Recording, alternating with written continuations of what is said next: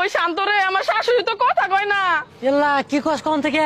ওই যে কালকে তোর কাছে ভ্যাসলিন চাইলাম না, ভ্যাসলিন লাগানোর পর থেকে। ইয়াল্লা আমার একটা কথা আমার মনে নাই, তুই যে আমার কাছে ভেজলিন চাইছিলি, আমি তো ভুলে ফেমিকল দিয়ে আলাইছি, আমার কাছে এই যে ভেজলিন। চাচি আমার বয়ফ্রেন্ড। হ্যাঁ বুঝছি, সুন্দর আছে। এদিকে আয়, তোর লগে কথা আছে।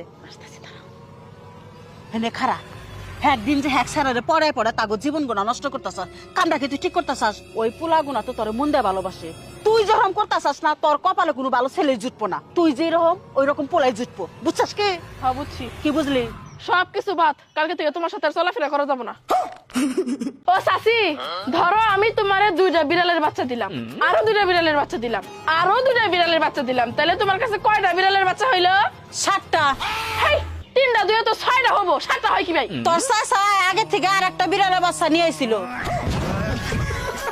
হেই বিথি, দেখ আমি কত সুন্দর জামা পরছি, আমগো মামা বানায় দিছে, আমার সাথে 2টা ছবি তুল।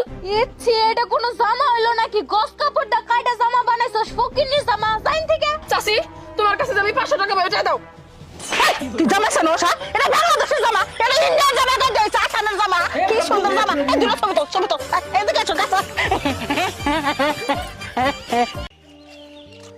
কি সুন্দর ছিল শৈশব, না ছিল যন্ত্রণা, না ছিল কোনো টেনশন। আবার যদি শৈশবে ফিরে যেতে পারতাম। কবে যে বড় হব, বড় হলে শুধু সুখ আর শান্তি, নিজে ইচ্ছা মতো চলতে পারবো। পায়েল, কি? তোর ড্রেসটা অনেক সুন্দর হয়েছে আর ওয়েদারের সাথে অস্থির লাগতেছে, তোর দুটো ছবি তুলে দিই আমি। হ্যাঁ হ্যাঁ, না লাগবো না, এই ড্রেস পরা আমার একটা ছবি আছে আগে।